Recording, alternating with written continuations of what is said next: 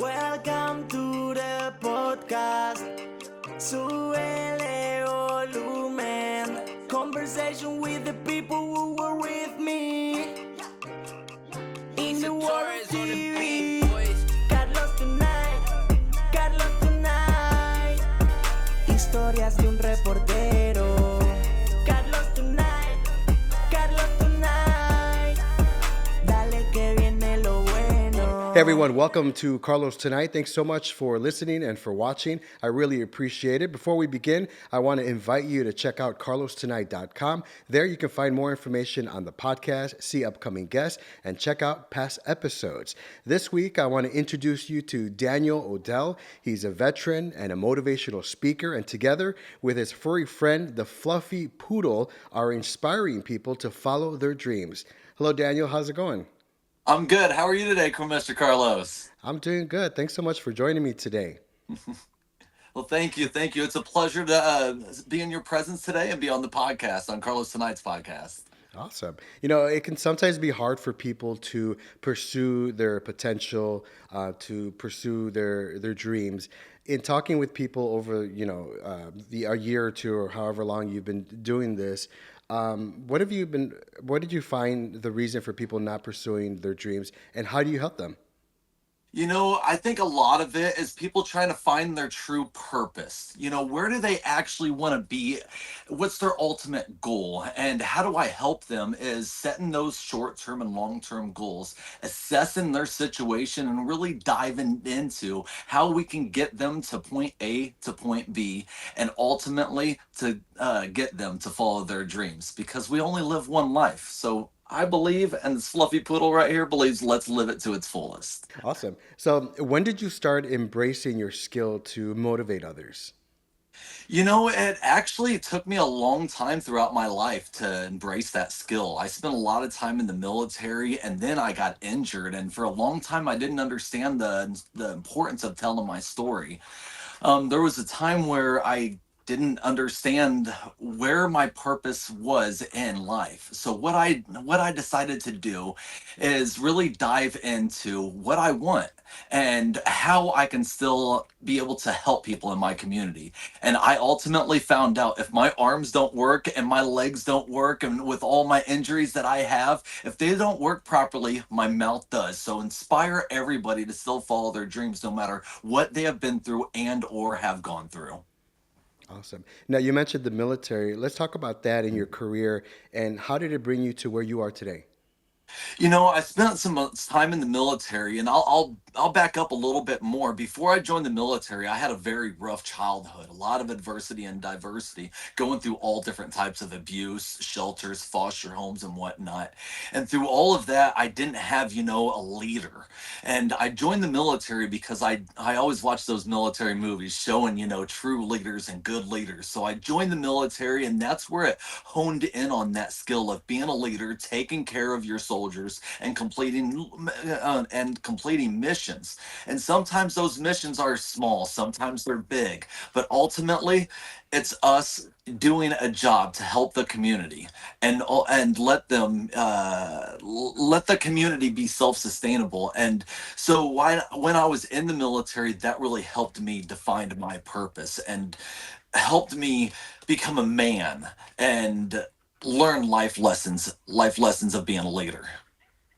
You mentioned this earlier. What are some of the other skills that you learned in the military that you use today in your business?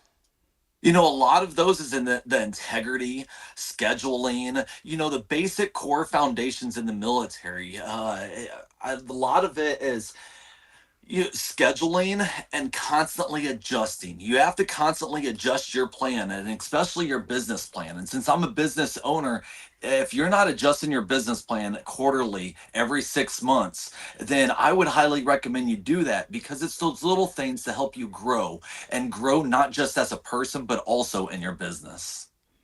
All right, now let's talk about that handsome guy that's right next to you. Tell us a little bit about the Fluffy Poodle. How old is the Fluffy Poodle, and how does he help you? So the Fluffy Poodle is my service dog, and I am a disabled veteran. I'm a 100% disabled veteran that I suffer from both physical and mental disabilities. So this Fluffy Poodle, for example, if I start getting angry, if I start raising my voice and too much, and if I start shaking a little bit more and shaking a little bit more, he's gonna start nudging and nudging and nudging, and he's gonna let me know like, hey, it's okay. But he also knows how to go and pick up my pens, my pencils, because my neck is replaced and my arms don't work properly. So he knows how to retrieve certain items like my medicine, knows how to retrieve certain clothing items and other things throughout my life to help me with my day-to-day living. What's the reaction that you get from people when they first meet you and the fluffy poodle? So it's actually quite interesting. We get all sorts of reactions from all different types of genres and or all different types of people all around the world, right? Um, right away, for me being a disabled veteran or being, a veteran in general, a lot of people wouldn't think that I would have a standard poodle as a service dog, and that's not common. But our relationship is priceless. And when I first got him, I said, "Hey, we got to make you a little more manly." So I took off my hat and I put it on him, and I couldn't find a dog hat that fit on him at all times. So I decided to use dog hair dye that's 100% safe, and I Mhm. dyed the top of his hat green like he's wearing a hat. So now everybody thinks it's really cool and they laugh at it. And I mean, green like the army with the veteran. I'm telling you what, it's an amazing standard poodle service dog. It's also my favorite color, by the way. That's awesome, awesome. And I got to show you this picture. This is my poodle. You see. Oh, that's awesome. Is that a toy poodle or a mini? This is Princess. I grew up with, and Princess, I believe, was a like a miniature, like a small poodle. Mhm. Um, and I love the breed. It doesn't shed. It's very smart. It's there to comfort you, much like the your dog. Oh, absolutely. And all that comforting is very good. It's a lot more than just comfort. He helps with my disabilities. And a lot of people don't realize that standard poodles like this are the second smartest breed in all dogs. And I say that they're part human because there's a lot of times like this, when I'm just maybe Absolutely. folding my hands, he'll nudge me and say, "Hey, it's okay. It's all right. Everything's going to be just fine." Sometimes I just need to focus on him, give him a little rub because most people don't know. And I don't know if you know this, but when you actually look into a dog's eyes and pet them, it releases oxytocin. And that's a feel good chemical that your body releases. So that's why having a dog around also makes you feel good. And the fluffy poodle being around anybody, it really boosts the spirit as well. Now, does the fluffy poodle partake in your presentations? Is he part of it? Oh, absolutely. So whenever we travel all around the world telling our story, inspiring everybody to follow their dreams, because if we can get through our challenges, so can you. We also do like a little demonstration at the end, a demonstration like we showed a second ago here on this podcast of me just shaking a little bit, or say of him picking up my shoes. So I can toss my shoe over and tell him literally his name and then the word shoe. So a preparatory command, which is his name, and then the command, which is shoe, and he'll go and pick it up, bring it right back. And it's the same thing with laundry, dishes, pulling open the refrigerator. He knows how to do quite a bit of things. Wow. Is that a skill that you had to teach him, or did he already come to you prepared with the So we skills? were in a trial program that they said, and this was right before the pandemic, okay? Right before it hit, and I'm talking like months before it hit, they said, hey, we're going to do this trial program. Either you can have your dog completely trained, or we can you guys can train together throughout the young age, and the training will never stop. So we did the trial program, and training never stops. So that's why the fluffy poodle, Fluffy, sit. That's why him right here, he's lovely, and he does some amazing, amazing things. When I say it like that, banana, bicycle. Oh, he messed up. Banana, bicycle, Fluffy, bites. Good. Hold. Hold. Now, hold means no chomping, none of that stuff. It just means hold in a controlled manner. Out. Good. But the reason why we also show all of this, like you asked, we show all of this is the importance is a lot of us veterans, we struggle in isolation. We struggle in finding our purpose, and having a service dog gets us out, gets us, taking a dog to the bathroom, taking a dog on a walk. When we go out in public, it brings up a community member up in and engages us in conversation. It's all these little things that service dogs not just help with the physical mental or excuse me, English is tough for me today. It not just helps with the physical disabilities that we have, but the mental, like PTSD and stuff. The service dogs really do help. Yeah. Is a good boy. Yes, there you go. I'm gonna have him lay down for a second. He was been Yeah, sitting for absolutely. a while. Okay. So, as far as the rules are concerned, when you go out in public, um, what are the rules for us as community members? Are we allowed to touch the fluffy poodle or service dog? Well, I tell everybody, okay, first and foremost, it would be very kind to acknowledge the handler, right? There's a lot of people who come up all the time and they go, "Oh, that's a beautiful dog. Oh, can I pet your dog?" And it's like, hey, I'm still standing right here. So I encourage each and everybody to just say hey, say hello, ask us how we're doing. And during that conversation, it is 100% okay to ask the pet a service dog. Now, the response could be yes and it could be no. There's some days where I feel 100% okay and my disabilities are doing really good. And at the moment, with the correct environment, I'm going to tell you yes. Then there's other times where I may look completely normal, but I'm going to tell you no because maybe it's not the correct environment. Maybe I'm really not feeling good on the inside. Maybe my disabilities are skyrocket, but you just can't see it because, yes, I may look normal, but I am far from it because my disabilities aren't as visible as some other people around the world. Gotcha. Okay. How much comfort does your dog bring you on your journey towards healing? He brings me a lot of comfort because, believe it or not, before when I had my injuries, I I didn't I didn't have a purpose. And when I Mhm. say it like that, I struggled each and every day. And the Fluffy Poodle helped get me out of what I just told you before, helped me get me out of my comfort zone and that isolation that a lot of us veterans live in when we have PTSD and when we have different types of symptoms caused from our time in the military. So, those little things of routines of getting us out of our comfort zone and isolation really during that process will guide you to finding your purpose. And throughout having the Fluffy Poodle by my side, we've been able to tell our story on the internet and throughout the community, and everybody keeps encouraging us to do that, and that's what we keep doing every day. Just curious, are you able to take the fluffy poodle anywhere?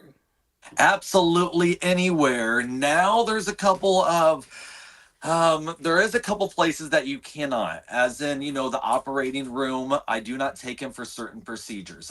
That's just one of those things. It's not a safe environment. Churches is another one that can discriminate you because it's a private entity, as well as Oh, certain type of government buildings and hmm. facilities. Along with, you have to think of some facilities, as in, let's say, a pharmaceutical facility. Would you want to take a dog in a clean environment like that? There's according to ADA law, they cannot discriminate you, but you have to have some common sense at the same time. Gotcha. Okay. Um, and where does your business, your motivational speaking, where does that taking you in the past? So, my motivational speaking business has taken me all around the world. I've been lucky enough to tell my story not just on social media, but also with some companies. I've been lucky enough to be on the early show when I was in Iraq to tell my story a little bit there. I've opened up for a couple big country concerts, and I've worked with a lot of high risk at youth because I was also in a group home and a foster home at a young age. And I know the Mhm. importance of telling your story and letting everybody know that just because you struggle, just because you've been through some rough things, you can definitely still follow your dreams, especially with the opportunities we have in America. When people meet you and they hear your story, what's one thing that you want them to walk away with? That you're not alone.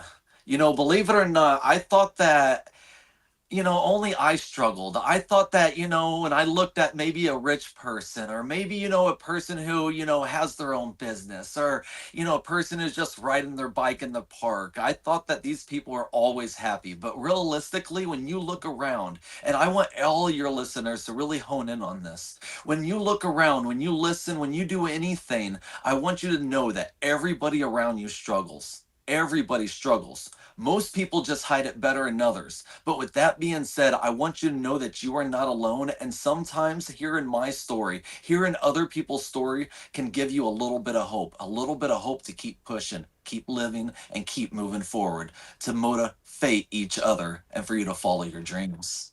Absolutely, I love that. Thank Does you. does the fluffy poodle speak Spanish by the way? Believe it or not, right? The fluffy poodle does know Spanish because my wife was actually in the military, and my wife is a nice, beautiful señorita from Mexico. Her family's from Mexico. She was born in California, but she was also in the military. And my wife speaks Spanish all the time to the fluffy poodle, and he listens all the time perfectly. Awesome. What But part of California? my wife's from Oh, Orange County, okay. California. I lived in California for 8 years. I did Bakersfield, and then I lived in San Diego, and then Stockton, California. California is a very beautiful place. There's a lot of culture there. The food is amazing. Oh, The yes. only the downside that I have is driving. Driving for me, just because of the things that I did in the military and my effects of PTSD. Driving just a little too much. It's too much for me to focus on. Um, but when you get around some of those environments and those cultures, like the beach and different types of alleys and people, and that culture is just amazing. I'm talking like the Asian, the Spanish, there's so many cultures over there. It's like a melting pot, and it's wonderful. I love it. Yeah. So, if people want to hear your story, if they want to connect, where can they find you? I would highly recommend that everybody go ahead and subscribe also to you first and foremost. Ultimately, subscribe to the Carlos Tonight's podcast. But then I would highly recommend you go over to the Fluffy Poodle. That's the three words. The Fluffy Poodle on Facebook, Instagram, TikTok. Highly recommend that YouTube, okay? YouTube, the Fluffy Poodle. We've been uploading on YouTube for 180, think it's 83 or 84 days today consecutively. So I would Wow. highly recommend. Congratulations. Thank you. It's just about 6 months consecutive. Now, we've been on YouTube for a very long time, but we've been actually filming and uploading every single day. So, the Fluffy Poodle for all the Fluffy Poodle and Eyes content. But if you want to hire us to come and do a luncheon, like a speak and learn, a motivational speak to your business, or you need some life coaching or anything and everything in between, I would highly recommend you go over to Facebook, and that's MotiveFate. That's Motive, just like my shirt I'm wearing right here. Motive, Motive, capital Fate, Motivate LLC. And send us a message. Send us a message right there, and we'll link up with you. Awesome. How'd you come up with that name? Believe it or not, one of my other veteran buddies, he owns a nonprofit called Operation Charlie Bravo in Northern Indiana that helps veterans all around the world. Me and him were talking and brainstorming, and he was driving down to help another group. And he was like, you're always about motivation and motivation. And we were like, we got to play on that. And we kept coming up with all these words. And he said, motivate. And I'm like, huh? Motivate. And then I started thinking about it. Motivate. What is your motive to get to your fate? And then when you say it fast, motivate. So you think about it. What's your motive? Where do you actually want to go? And where's your finish? And that's your fate. So I ultimately help you get to where you want to be and motivate you, because helping one is better than helping none. And helping one at a time, and no matter how small or big you are, we just want to help everybody all around the world and improve the world better than what it was yesterday. Awesome. I love that. And remember, guys, you can find all the information on the show notes a little after the show here. And Daniel, thanks so much for joining me. I really appreciate you and the Fluffy Poodle. God bless you and much success to you. Well, thank you, and thank you, Carlos. Thank you for allowing us to be a guest on your show, and all the listeners. I thank you for adding. Thank you for allowing us and Carlos to add value to your life. And that's all the time we have. Thanks so much for watching. Remember, you can check us out at carlostonight.com for the very latest on the podcast, see upcoming guests, and check out past episodes. That's carlostonight.com.